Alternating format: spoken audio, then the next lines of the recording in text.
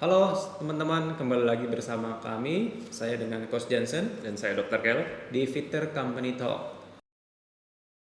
Pada pembahasan kali ini, kita akan mengangkat topik tentang penurunan berat badan yang realistis. Kenapa? Karena banyak sekali teman-teman di luar sana, masyarakat terutama ya, yang ingin menurunkan berat badan secara instan. Nah, ngomong-ngomong tentang instan, seberapa berbahaya sih sebenarnya penurunan berat badan kalau misalnya cepat atau rapid atau instan itu tadi, dokter?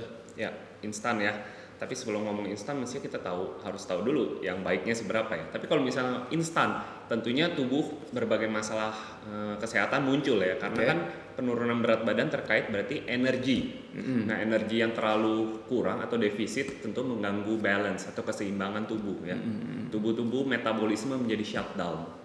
Seperti yang kita lihat kan banyak sekali seperti suplemen diet atau obat-obatan diet yang menawarkan atau menjanjikan penurunan berat badan 10-15 kilo dalam 2 minggu. Ya, Itu bagaimana menurut dokter? bisa, betul. Tapi yang turun itu sebagian besar adalah air.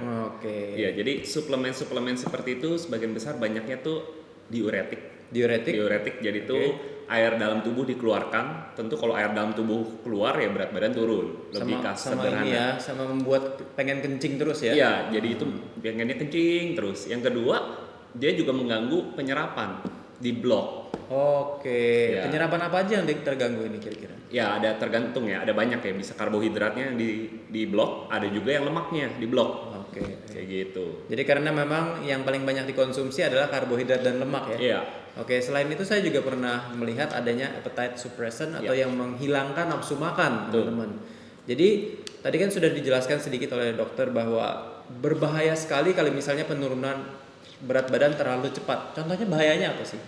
Bahayanya tentu ya metabolisme menurun ya. Ini paling berbahaya ya. Jadi kita lemes, paling terasa tuh lemes, mau ngapa-ngapain males seperti itu. Ini kan juga mengganggu produktivitas, jadi tidak sehat jadinya ya. Justru tingkat aktivitas fisiknya menurun ya? Jadi menurun, malah jadi counterproduktif. Oke. Padahal kita pengennya sehat, lebih banyak aktivitas, tapi ternyata jadi berkurang aktivitasnya kan. Betul. Jadi kurang malah baik menurun ya Betul. pembakarannya ya. Nah, sebenarnya berapa sih penurunan berat badan yang realistis lah? Realistis ya untuk general nih ya, belum dalam keadaan penyakit tertentu ya. Misalnya kita mau mencegah terjadinya diabetes misalnya, yang paling kita takuti mencegah obesitas seperti itu. Realistisnya adalah 0,5 sampai 1 kg per minggu. Atau sekitar 5 sampai 10% dari berat badan selama 6 bulan. Selama 6 bulan. Nah, gitu. Jadi kira-kira deh kalau misalnya 100 kilo nih sekarang ya. Berarti cuma 1-3% per bulan dong ya? Iya, sedikit perlahan-lahan seperti itu. 3% aja per bulan tuh 12% lah kalau dalam setengah tahun atau 6 bulan.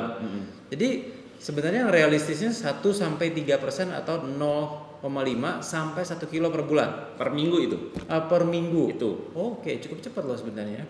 Tapi memang kalau secara persentase tadi berapa tadi? 5 sampai 10%. 5-10% per 6 bulan. Oke. Nah, untuk menurunkan berat badan sendiri nih, dokter, kan kita ada 2 scenario. Ya. Ada memangkas asupan kalori atau eat less, ada burn more atau membakar kalori lebih banyak. Kira-kira dari 2 opsi ini sebenarnya paling baik lah, yang paling cocok atau yang paling sehat lah, yang mana menurut kedokteran sendiri? Nah, ini tergantung case-nya, Coach. Tergantung ya. Bukan always burn more ya. Enggak juga, Oke. Walaupun saya pribadi sukanya yang Sama, burn more. saya juga. Kenapa? Karena ini pribadi dulu ya. Karena kalau burn more kita lebih baik ya meningkatkan metabolisme tubuh kita, meningkatkan kapasitas kita. Betul. Semakin meningkat itu semakin baik, tapi hati-hati, risiko cedera juga meningkat. Nah, tapi kalau kita menurunkan makan, cenderung kita lebih mager ya. Kalau orang yang lebih kurang makan itu kayaknya bergerak lebih males.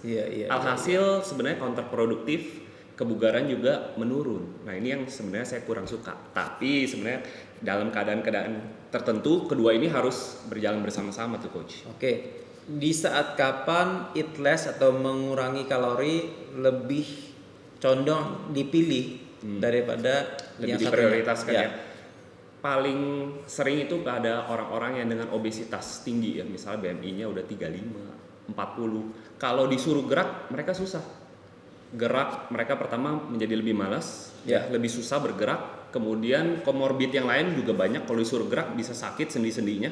Jadi trik yang paling mudah ialah mengurangi asupan makanan sehingga berat badannya turun terlebih dahulu, kemudian perlahan-lahan kita berikan aktivitas fisik. Seperti itu. Jadi tapi tetap di atas BMR lah ya. Ya, Walaupun harus. sebenarnya eat less itu dalam catatan tidak di bawah kebutuhan basal metabolic rate itu tadi ya. Nah, kalau misalnya untuk burn more-nya sendiri nih, skenario yang ideal untuk orang-orang seperti apa? Skenarionya yang ideal ya orang-orang yang seperti mungkin orang sehat ya. Sehat yang misalnya maintain ataupun kelebihan berat badan mungkin ya, kelebihan berat badan tetapi tidak ada komorbid yang lain, misalnya tidak ada sakit penyakit tekanan darah tinggi, tidak ada diabetes seperti itu boleh. Jadi burn more itu memang lebih disarankan ya. Oke. Jadi meningkatkan kebugarannya ya. Ya. Memang berarti kalau misalnya artinya kalau boleh saya simpulkan ya, kalau misalnya Anda sudah memiliki let's say ada penyakit-penyakit tertentu atau obesitas yang cukup besar lah yang di atas 30 BMI-nya ya, atau ada disabilitas tertentu mungkin ya. Nggak harus BMI-nya besar ya, mungkin ada pengapuran pada sendi. Ya. Itu juga harus mengontrol makan ya. Mengontrol makan sekaligus perlahan-lahan meningkatkan aktivitas fisik, karena mungkin aja apalagi misalnya lansia ya, sudah lama tidak pernah bergerak, sedenter di rumah, kalau tiba-tiba kalau kita tiba-tiba langsung kasih latihan fisik yang tinggi sekali supaya burn more, mereka malah cedera atau malah drop out, nggak mau lagi. Ya. Kalau saya pribadi sih saya pastinya akan lebih memilih untuk burn more ya. Karena kebanyakan kan orang kelebihan berat badan itu karena ya asupan makan dan less aktif ya. Makanya dua-duanya menurut saya doable ya. Tapi tentunya harus disesuaikan dulu kira-kira apakah dia possible untuk melakukan aktivitas fisik atau kita bisa mulai dari pola makannya dulu gitu ya. Jadi tidak ada skenario yang mana yang terbaik, tapi tergantung dari kebutuhan orangnya. Ya, kebutuhan sama skenario setiap orang lebih enaknya mana pendekatannya. Ya, itu juga supaya menghindari yang namanya extreme weight loss itu tadi. Ya. Karena kalau misalnya kita berbicara weight loss aja, ya bisa aja ototnya yang hilang, kadar airnya yang hilang, seperti yang dijanjikan oleh suplemen dan obat-obatan diet itu tadi ya. Nah, boleh nggak kira-kira di outline lagi, kira-kira apa sih yang paling berbahaya dari kalau misalnya dari sisi medis ya, tadi kan sudah dijelaskan lemas dan kawan-kawan. Bahayanya dari extreme weight loss secara medis. Ya. Extreme weight loss tentu pertama jadinya orang tuh makin nggak mau makan, minum pun sampai ada yang takut coach, karena ternyata minum kan naik berat badan ya. Berat badan.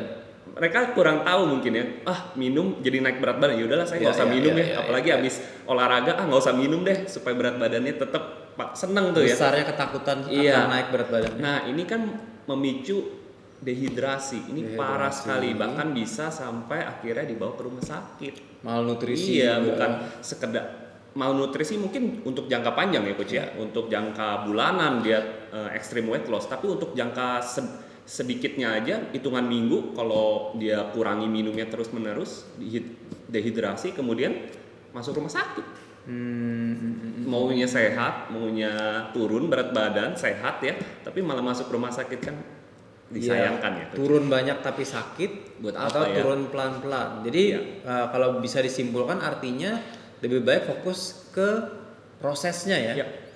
Kalau penurunan berat badan, karena penurunan berat badan terlalu cepat itu tidak bisa di maintain ya. Betul.